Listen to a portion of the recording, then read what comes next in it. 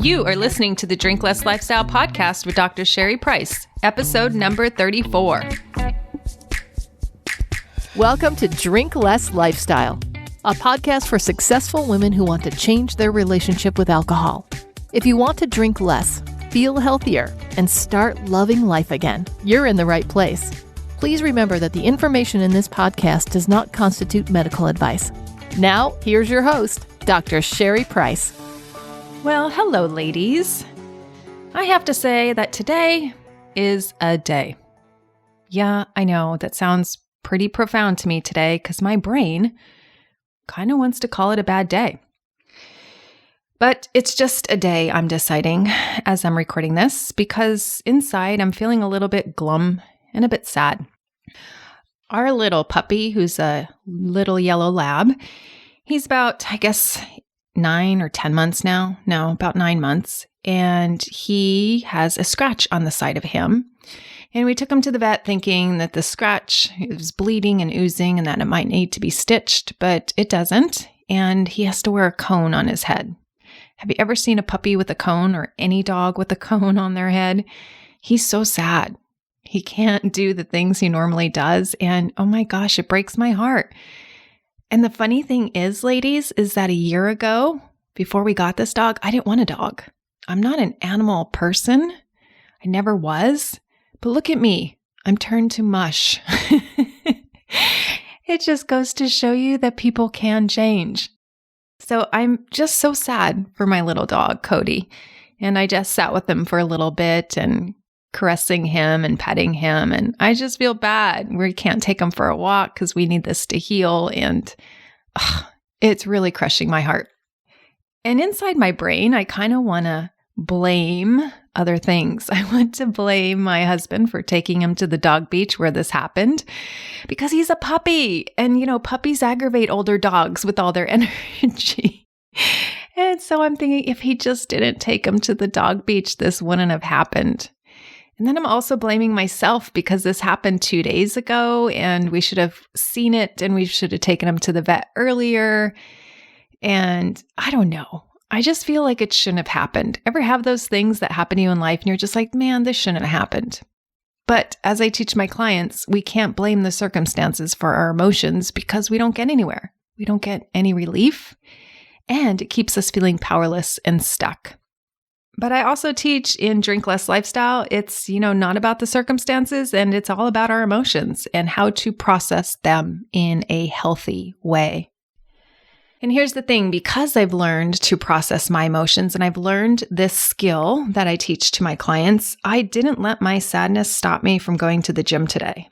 And I'm not letting it stop me from recording this podcast that is on my calendar to be done today. And because I've developed this skill and the skill on how to manage my mind so that I keep getting the results that I want, it is just really awesome that I can be with this emotion, not have to run away from it, not have to escape it, and still do the things that I want to be truly doing. And even though I'm sad, I saw today a post inside my free private Facebook page, Stop the Overdrinking Habit, where one of my clients, Julie, she's making tremendous progress. She just posted in there that she was able to stop after having one drink last night and not have desire for more. So as she's practicing these tools and learning these tools, she's also transforming her relationship with alcohol, which then transforms your relationship with yourself and with your life. It is so powerful, my friends, so darn powerful. And I find it funny because she messaged me and she's like, this is really magic. Why aren't they teaching this in schools? This is so powerful. So I just want you all to know that our brains really do get confused with how to handle our emotions, how to handle our to-do lists. And if they just have the right tools, we can still process emotions in a healthy way and get the results that we want in life. And that's exactly what you learn inside of Drink Less Lifestyle. It's the program that helps people overcome drinking. So it's no longer an issue. They no longer have to wear the label. I don't believe in labels. It's not a disease. You can totally free yourself from this issue. And as Julie had just said in her post, it's like I can now see myself being able to drink on my terms. It's so empowering when we teach our brain exactly how to do this. So today I want to talk about the topic of people pleasing. Now, when I teach about this inside of my program and we're all on a Zoom call, I could see the faces kind of go blank. Like they kind of are like, did she just say that? So if this information is new to you and jarring, let it be jarring a little bit because I want your brain to open up that what I'm about to say might actually possibly be true. I just want you to consider it. So I want to start off with a premise that I think we all think subconsciously and maybe even consciously. We think that pleasing others is inherently a good thing. We think it's good for them and we think it's good for us. We often think that people pleasing is a win-win situation. I know some of us grew up in households or in environments where we thought people pleasing is morally good, it's spiritually good, and it's emotionally pleasing. It's good, right? Even the concept pleasing makes it sound like it's a good thing. We are socialized from a young age that we should be doing what makes other people happy. We should be concerned about their feelings, be empathetic, and I think we take it to the next level where we think we can control other people's feelings. And I think we're actually sold this bill of goods on a lot of commercials and TVs and all the happy endings and movies. And sometimes we make others happy to save face. Or we take that golden rule, treat others how you would want to be treated, a little too far. We're told to cheer people up, be supportive, be a good sport, be a good team player. It's the kind thing to do. It's the right thing to do. Now, I'm not saying you shouldn't make other people happy or try. I mean, we can't really make other people happy. That's only in their realm. We can try to influence people, but we can't control their happiness. But what I'm describing as people-pleasing is a definition where people-pleasing is something that you do or something that you say with the intention of, one, simply wanting the other person to feel good so that you can feel good about yourself. Two, doing something or saying something so you get validation or recognition from other people.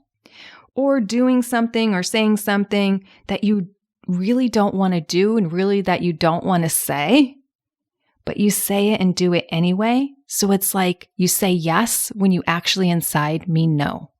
And this is the definition I'm operating under when I'm talking about people pleasing. So notice with the first two definitions that I mentioned, right? Simply wanting the other person to feel good so that you can feel good about yourself. That's very selfish. We're pleasing them so we can feel differently about ourselves.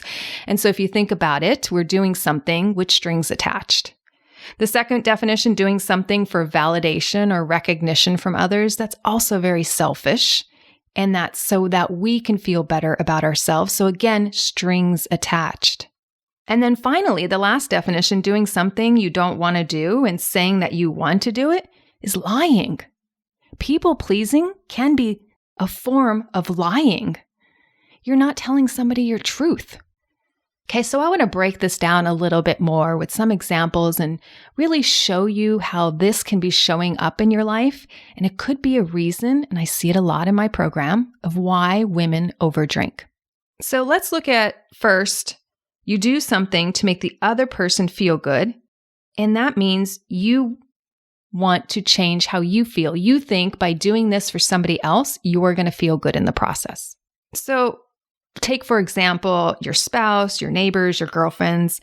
I don't know, somebody asks you to meet them up for drinks or split a bottle of wine or have alcohol with them. Now, you may not even tune in to see if you really want the alcohol, and maybe you do, but it's not a strong urge, but you go along with their plan because you want to make them happy, and therefore you don't live up to your own wants and desires. You kind of push them under the rug because their happiness is more important than your happiness. Their desires become more important than your desires. This is what I mean by people pleasing. We are pleasing others at the expense of ourselves. It's like letting other people's decisions and emotions influence ours. It's like letting them influence the decisions that we want to make for ourselves. Maybe we want to make a different choice, but we allow them and their emotions to control our choice. So every time we do that, we lose our own power. And let me just tell you, this is so common. It's actually so common, and it might be so ingrained that you don't even realize you're doing it. I mean, when I'm coaching my clients and they're just telling me this story like it's all fact, I have to point out where they lost their power. I have to coach them about how they're thinking about something because they're thinking in their brain it's simply a fact and it's simply a circumstance, when actually they're losing their power and giving it away by not seeing it themselves. And here's the thing, it's just the way your brain was conditioned. There's nothing wrong. It's just now we want to point it out so that we know what we can change and how to change it. Now, here's the thing. It's not like all the time you have to make the same choice. Maybe some days you do want to indulge with the alcohol and drink with your friend or your spouse, but maybe other days you don't want to. So it doesn't have to be all or nothing. And I think that's where a lot of us go wrong. And that's when the people pleasing takes over, because we work on automatic and we don't feel like we had a choice in the matter. And here's a big thing. Once I see it, I always know it's happening, because they may not feel bad in the moment, but later on when they're recounting the story and retelling the story, they wind up blaming that person. They wind up seeking that, oh, if that person hadn't done this or my spouse didn't ask this, I wouldn't have chose this. So it's like the domino effect. If that first domino didn't fall down, I wouldn't have fallen down. Right? So you see how we're giving away our power to the first domino? And this is very natural if we've been trained and grew up in a society, which we do, where we put other people's needs above our own. And here's another area I see it as well, is when people join Drink Less Lifestyle and they're very excited about it. They're very excited to be on this wellness journey for them. They're very excited to change this ingrained habit that's been irking them for years, sometimes decades. And they think that everybody around them should be excited and supportive as well. So when they don't get the support from a friend or their children or their spouse, they feel like, oh my gosh, what's wrong? They should be supporting me. And I just wanted to point out that that's very selfish, right? Wanting them to feel a certain way about your life and your journey and your choices. You're doing that because you want to feel differently. You want their support. And sometimes we think when we get their support that the journey will be easier. And I want to say that's also giving your power away, because the skills you need to learn are for your brain, not theirs. I want you to be able to be around alcohol and whoever drinks around you, whatever environment you're in, to be able to stand up and say what you want and not cave to people pleasing, not needing a supportive environment, and be able to do this solo, all on your own. Because that's when you truly mastered the skill. So if you don't have a supportive family, I say, great, you're going to learn the skill and it's going to stick with you, because you're not going to even attribute any of your success to the people around you. You're going to own all of that. And quite honestly, you should own all of that. And that's a sneaky little thought, my friends. You don't need other people's support if you want to do something. Have you ever been dead set on getting something done? You don't need other people. You figure it out. You do it. Maybe it's fixing something broken in your house and you don't want to pay somebody to do it. So you figure it out, right? You watch YouTube videos and you figure it out, or you go to Home Depot and ask the people what parts you need and how to do it. But you figure it out. You own the whole process. And that's the empowerment I want my women to have. Great if we get other people's support. That's just icing on top. But that's not the cake. That's not the skill. That's not what's going to get you through the day. You get yourself through the day.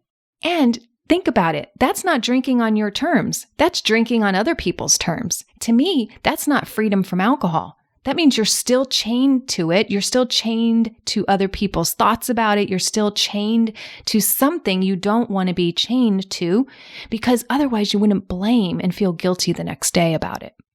So just to remind you, you are the pilot of your life. You are fully in control. You don't need a co-pilot. You can do this all on your own. And many people like to blame because they feel that they don't get to own that disgust or disappointment or feeling defeated. But I say, no, you want to own that. You want to take full responsibility, because if we blame other people, we can't control other people. So we can't fix the problem if we think the problem is other people. The problem is just our brain. And then I see people blame inanimate objects, right? Like they'll blame the weekend. Oh, if it wasn't Friday or Saturday, I wouldn't have acted that way. It's like, why are we blaming the weekend? It's just a habit that we've let go and let out of control on the weekend. And that's exactly the work we need to do is on the weekend. Because you can learn to control your alcohol 4 days a week. You can learn to control it 5 days a week, or you can learn to control it every day of the week, every month, every holiday, every vacation. You get to make that decision. And I have to remind you, it's not alcohol's decision. It's not the holidays' decision. It's not the days of the week decision. It's your decision, what you allow. And here's a key point I want you to take home. If you blame, you make no progress. There's no learning. There's no altering and finding a different course of action because you have the wrong diagnoses. And you can't change other people. And you can't change the days of the week. The calendar is set, my friends. So you're only going to be disgusted every Friday and Saturday for the rest of your life? I think there's a different option. Actually, I know there's a different option, and that's what I teach you in Drink Less Lifestyle. Another area that I find my clients doing this is when they're taking care of others. So I have a number of clients that I'm working with. They're taking care of parents or in-laws, whether they're inside the home or outside the home. And they're giving so much of their time and their energy, and they're really trying to make it a peaceful household and a happy household.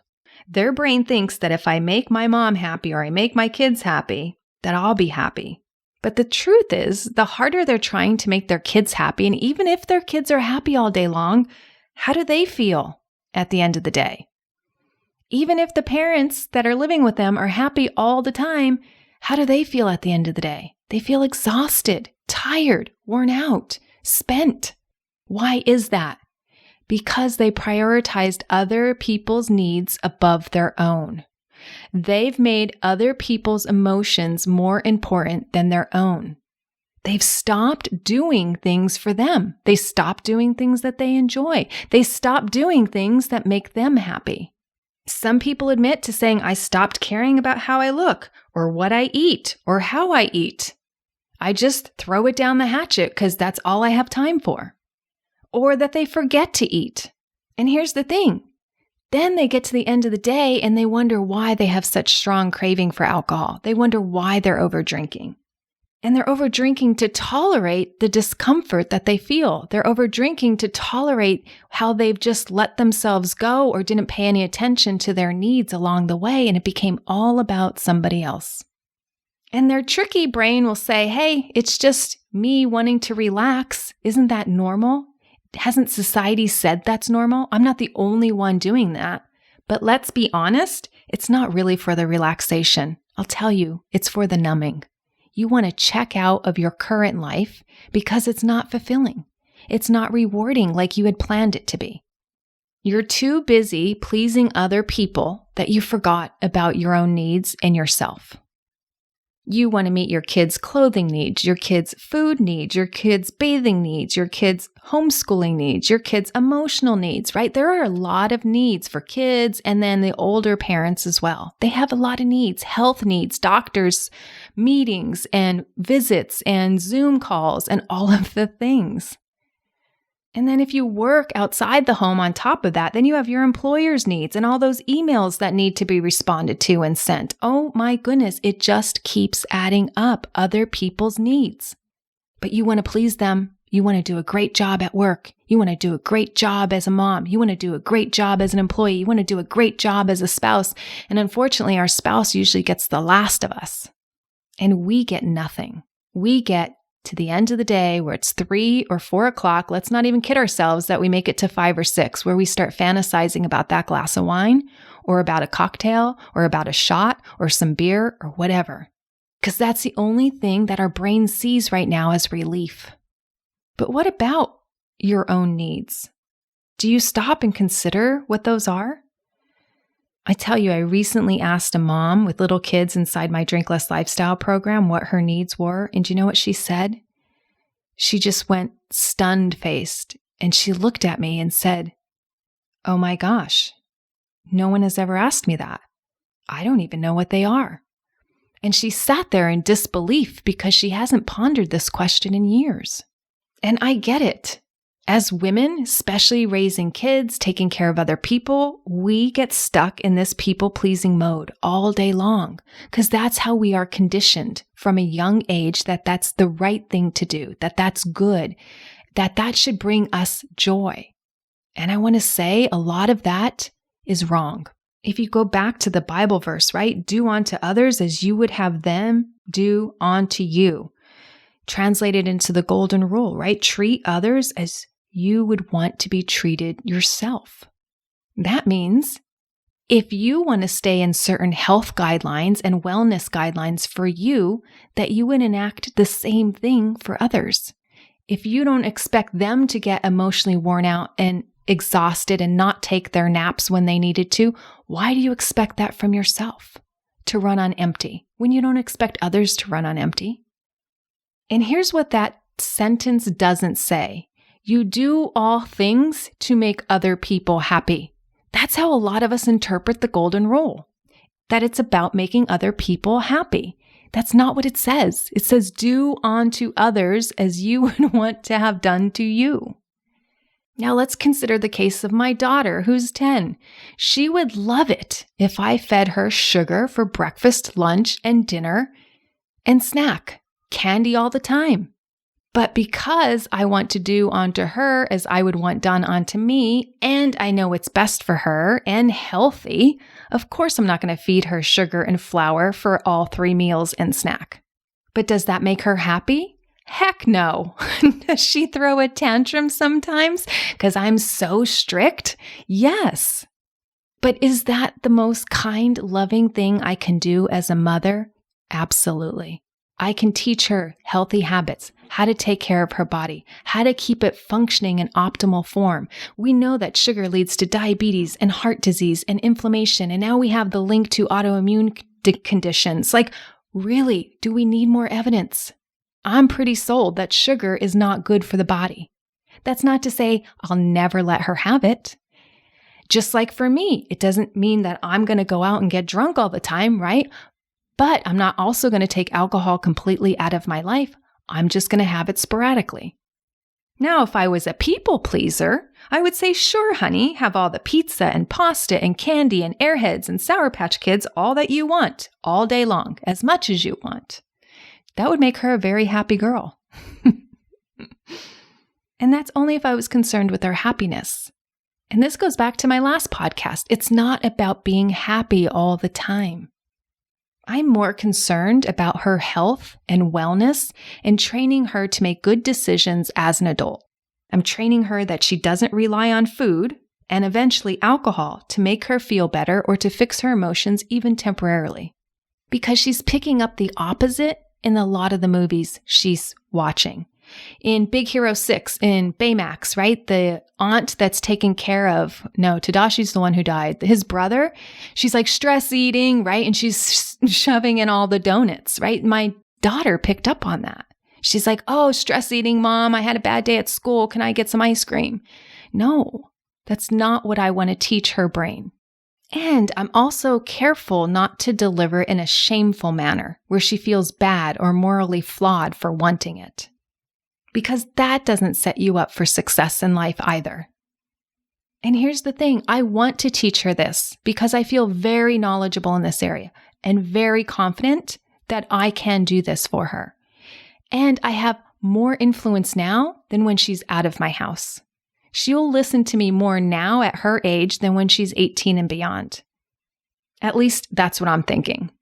I could be wrong, but I hear you have more of an impact when they live under your roof than versus out of your roof. And just think about it for you. Do you want to surround yourself with friends that don't have your highest interest in mind? It's like the equivalent of hanging out with people saying, yeah, just eat all you want. It's okay. Just drink away. It's okay. Tomorrow's another day. Oh yeah, you don't have to go back for that degree and advance yourself or better yourself, right? It's like the crabs pulling each other down to all stay in the bucket. No one can escape. No, I'd rather be around people who have my best interest at heart, who call me out on habits that aren't working for me. And not in a shameful way.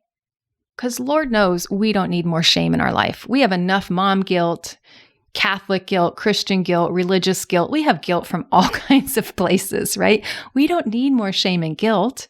We just want to know people are coming to us with the loving, compassionate, caring sense that they have our best interest in mind. Do you guys remember the t-shirt and the meme from long ago? Maybe it's still popular, but I haven't seen it in a while. It's friends don't let friends drink alone. I think it's even a song. And when I first saw it, of course I thought, oh, that's cute. Oh, that's punchy. Oh, I like that. But deep down, I don't want my brain to grab onto that. Friends don't let friends drink alone. Because if I think about that and subconsciously I'm programming my mind with that, then I'm always going to want to drink when my friends drink. And that could be a dangerous place because some of my friends never stopped drinking. They keep going until somebody hits the floor or falls over. And then we giggle and we laugh and we think it's funny because we're all inebriated. But since when is falling funny? I mean, just think if you're completely sober and somebody falls, you're not laughing. Your logic brain is fully on board and you're like, oh my gosh, are they hurt? Did they hit their head? Did they break a hip? Like at our age, women, we don't need falling. And to be laughing about it, really, it just makes us think like, how did we get programmed to do this? How are we conditioned to think this way? And maybe in our 20s, that's one thing, but I think we should be evolving from that thinking from our 20s. And we probably laugh and giggle because we just want to feel part of the clan. We want to be like, oh yeah, I would want people to laugh if I fell too. And so we do it not to make others feel awkward. And sometimes, we do things when we drink to actually get validation and recognition from our friends. Like we might be that person that throws the parties all the time or brings the fine wine or brings the Tito's to the party. Like that might be part of our identity. And then we get validation and recognition for being that woman. And this can fall into people pleasing, right? Because maybe we don't feel like bringing the Tito's or the nice bottle of wine, but we do it for the recognition and to please others. And this, manifests everywhere in our life when we buy things for our kids because we want to feel like a good mom and we want their recognition. It's like, oh, mommy bought me this. How kind you are, mommy. So we're doing it for ourselves, not necessarily for the child, right? We might be just doing it for the recognition and the validation. Or this is what a mother or a daughter should do. A mother should buy things and spoil their kids, or a daughter should take care of an aging parent rather than finding appropriate care outside the home, like assisted living or something, right? We have these shoulds. I should be doing this. Sometimes we compare ourselves to others, like our friends. Well, they're doing this, so I should do this. Or we compare the way we parent to the way we were parented, right? Oh, my mom always did this for me on my birthday, so I want to do this for my daughter on her birthday. And I'm not saying it's all wrong. I'm just saying evaluate it for this day and this age and for your daughter, right? Your daughter might have a different personality than you do.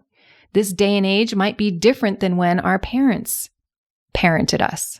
Or sometimes we spend outside of our budget because we want this gift to look cool and our friend to feel like, wow, that's so nice that they did this, or just not to expose that we have money issues even, right? There might be multiple layers why we're doing it, or we might be dressing fancier than we can afford as well.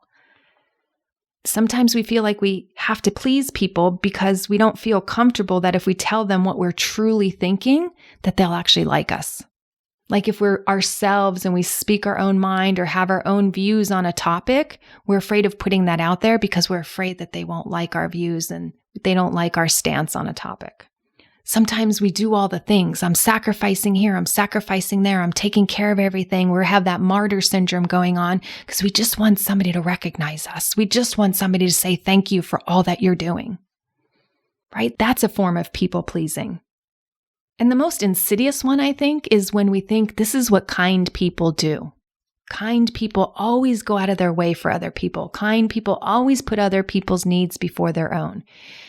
And I'm not saying never to do it, but always to do it, that's not good. And whenever I have that thought, I always like to question it. Is this the kind thing I can do? Is this the nice thing to do? Is this something that's gonna fester inside of me because I didn't say what I wanted to say? Is it because I'm afraid of conflict? Does my opinion on this subject even matter? Right? Like, you want to get in touch with, how do you feel about doing this or saying this? And also question, what's wrong with speaking your truth? Because maybe there's no downside to it. So last week I showed up at my hair salon for my appointment to get my hair done. And guess what? My hairdresser wasn't there. She didn't have the appointment written on her calendar, but I had it written on mine. So I wound up speaking to her on the phone, and I told her, I'm really disappointed that you didn't have my appointment on your calendar. And I said it just like that. I wasn't belittling, I wasn't condescending, I wasn't a hothead, I wasn't yelling, but I did want her to know that I was disappointed. And she went on and she apologized for it. She took ownership of it. She handled it with maturity. And then we just rescheduled the appointment. Now, let's go back a few years and what my past self would have done. The Sherry of years past would have been like, oh, no problem. That's okay. I understand. Yeah, I would have made a whole big thing that it was fine. But then what would I have done? I would have went home seething, storming, ruminating about it, mad, angry, taking it out on my family, and then finally caving in and giving in to the drink, because that would make me feel better. I would feel vindicated that I got to drink because somebody ticked me off. I would be blaming the situation rather than taking ownership of my feelings. Now, please don't mishear this and say, this gives you a license to be a jerk and an idiot to somebody and to put people down or to be passive aggressive, right? We've seen people do that. No, I just wanted her to know how I was feeling. And I believe that is the most loving and kind thing I can do. Because here's the thing, we learn from our mistakes. We make errors. I didn't make that error mean she's a terrible hairstylist and I'm never coming back to her again. I just told her that I wrote it down, we talked about it, and she didn't. And now that she will learn from that, not just for me, but for others. She's just getting started in her business. Her systems and her computer systems all need to be worked out. There's still some kinks. And so I need her to see the flaws, just like I need people to tell me my flaws in my system. Because it makes me have better systems. It makes me provide better service. It escalates the learning curve. And here's the thing. I think we're thinking a lot of us will do anything and say anything to avoid conflict because we think all conflict is bad. At least that's my brain and how it used to operate, that conflict was bad.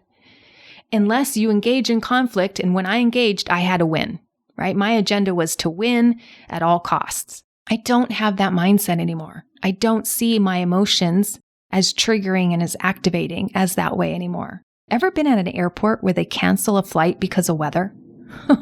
Oh my gosh, I cringe when that happens now. I used to cringe when it happened before. You see all these hotheads and people get so angry and they think that if they yell louder, they can find and overpower the weather. And all of a sudden a plane is going to show up that could take off when it's lightning outside and thunderstorms. No, you're not going to win. I hate to tell you, no matter how angry you get and how much you put down the person behind the counter, you're not going to win.